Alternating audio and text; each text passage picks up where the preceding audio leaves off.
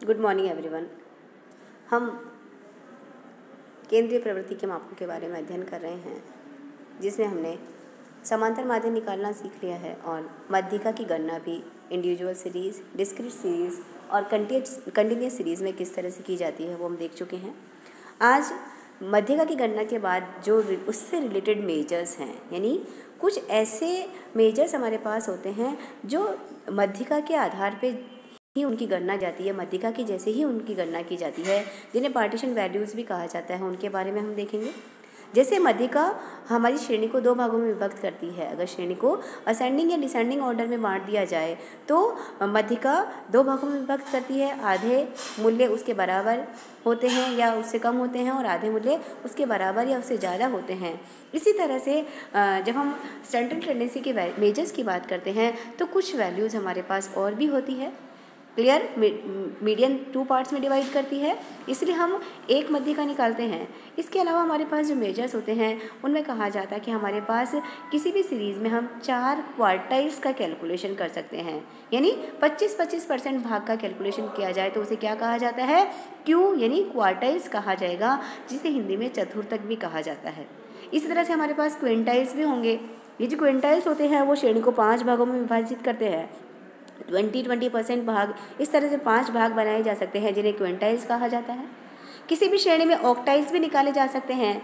ओ यानी ऑक्टाइल्स अष्टमक कहा जाता है जिसे, और ये श्रेणी को 8 भागों में विभाजित करते हैं।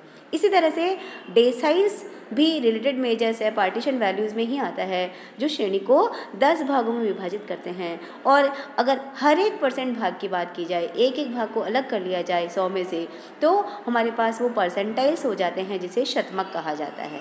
तो आज हम इस लेक्चर में पता करेंगे कि चतुर्थक, पंचमक, अष्टमक, दशमक और शतमक, जिन्हें कहा जाता है क्वार्टाइल्स, क्विंटाइल्स, ऑक्टाइल्स, डेसाइल्स और परसेंटाइल्स, हम कैसे कैलकुलेट करते हैं।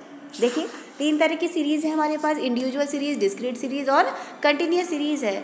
अगर हमें मध्यिका निकालना आ गया है तो मध्यिका वाला ही फॉर्मूला हमें यहाँ एक तरह से यूज़ करना होता है, बस पार्ट्स अलग बनते हैं यहाँ पर, इसलिए डिवाइडेड बाई जो वैल्यू होगी वो थोड़ी चेंज हो जाती है। जैसे मैं पहली बात करी हूँ कि क्वार्टाइल्स जो होते हैं वो श्रेणी को 4 भागों में विभाजित करते हैं। तो जब 4 भागों में विभाजित करते हैं तो हमारे पास Q1, Q2, Q3 और Q4 होगा। Q4 होगा जो वो 100% के बराबर होता है, तो Q4 हम नहीं निकालते हैं।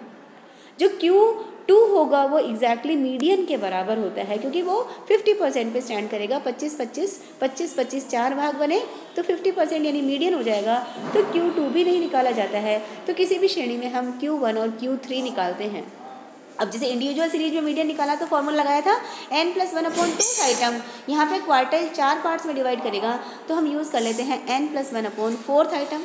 डिस्क्रीट सीरीज में भी यही हो जाएगा n+1/4 आइटम। कंटिन्यूस सीरीज में n/4 आइटम कर देंगे, और कंटिन्यूस सीरीज में जब क्वार्टाइल ग्रुप पता कर लेंगे उसके बाद फॉर्मूला लगाए जाएंगे, तो quartile 1 = L1 + I/f small q1 - c हम फॉर्मूला लगा देते हैं।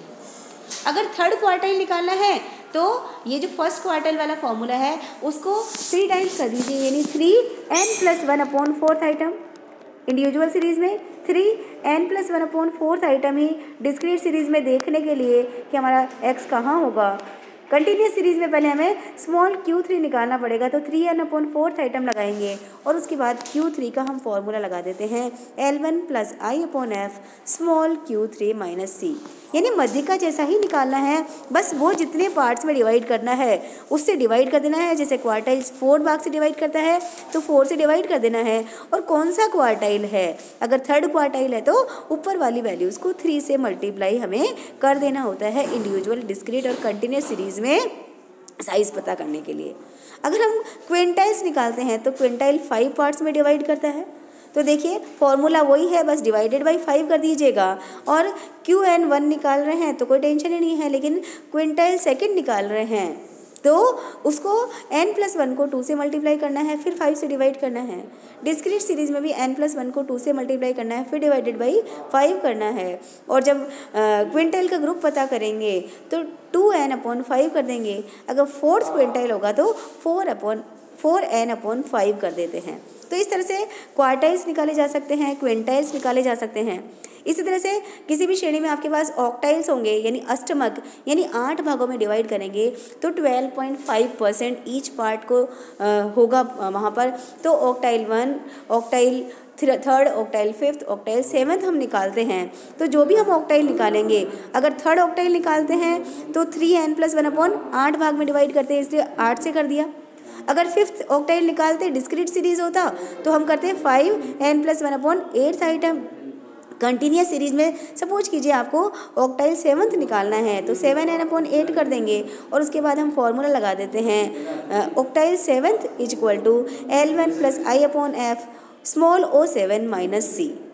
इसी तरह से हम डेसाइल्स निकालते हैं। जो डेसाइल्स होते हैं वो 10 भागों में विभाजित करते हैं, तो D1 से लेकर D9 तक हम निकालते हैं। कुछ सेम ही हो जाते हैं इसलिए इनको निकालते नहीं हैं। जैसे D2 जो होगा वो हमारा Q1 के बराबर होगा, इसलिए उसको निकालने की ज़रूरत नहीं है।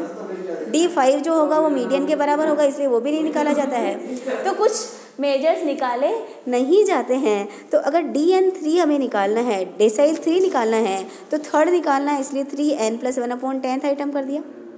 डिस्क्रीट सीरीज है तो 3n+1/10th आइटम में हम वैल्यू पता करेंगे क्यूमुलेटिव फ्रीक्वेंसी में और वहाँ हमारा सीधा आंसर निकल के आ जाएगा डेसाइल 3rd का।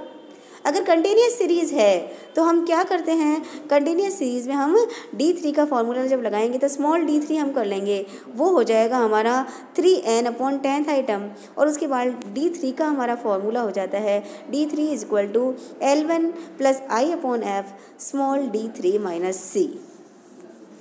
इसी तरह से D4 निकल सकता है, D7 निकल सकता है, D9 निकल सकता है। अब हम कुछ परसेंटाइल्स की बात कर लेते हैं।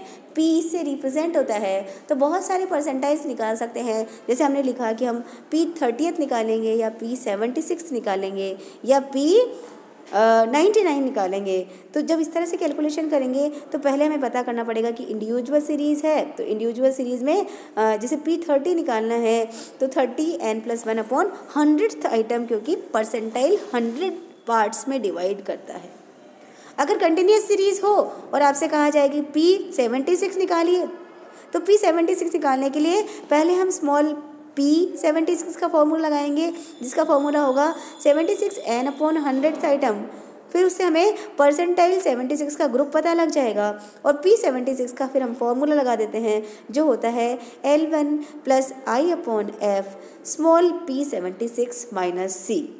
अगर P99 निकालना है और आपसे कहा है कि डिस्क्रीट सीरीज़ है तो डिस्क्रीट सीरीज़ में सीधा हम क्यूमुलेटिव फ्रीक्वेंसी निकालते हैं। वही आरोही और मीडियन वाली बेसिक बातें ध्यान रखनी है कि असेंडिंग ऑर्डर लगाना है और जो डेटा है अगर डिस्क्रीट सीरीज़ है तो हमें क्यूमुलेटिव फ्रीक्वेंसी निकाल लेनी होती है। फिर हम फॉर्मूला लगाएंगे 99n+1/100th आइटम और फिर इसको क्यूमुलेटिव फ्रीक्वेंसी में देखते हैं और उसके सामने वाला जो वैल्यू होगा वो ही डिस्क्रीट सीरीज़ में हमारा P99 हो जाएगा। तो इस तरह से हम मध्यिका अगर निकालना सीख लेते हैं तो मध्यिका से संबंधित जो रिलेटेड मेजर्स है, जो ये पार्टीशन वैल्यूज़ हैं, इनको भी हम निकाल सकते हैं। वही हमें काम करना है मध्यिका से, जैसा ही कि पहले सीरीज़ पता करनी है, इंडिविजुअल है, डिस्क्रीट है या कंटिन्यूस सीरीज़ है। उसके बाद श्रेणी को आरोही या अवरोही क्रम में जमा लेना है। डिस्क्रीट सीरीज़ है तो क्यूमुलेटिव फ्रीक्वेंसी निकालनी है, कंटिन्यूस सीरीज़ है तो भी क्यूमुलेटिव फ्रीक्वेंसी निकालनी है। कंटिन्यूस सीरीज़ में n अपॉन जो भी पार्टीशन वैल्यू है उससे डिवाइड करना है। और अगर डिस्क्रीट सीरीज़ है तो n+1 का फॉर्मूला लगेगा। डिस्क्रीट सीरीज़ में n का मतलब टोटल ऑफ फ्रीक्वेंसी जो होता है, जबकि इंडिविजुअल सीरीज़ में n का मतलब टोटल ऑफ आइटम्स होता है। तो इस तरह से हम पार्टीशन वैल्यूज़ भी निकाल सकते हैं। Thank you.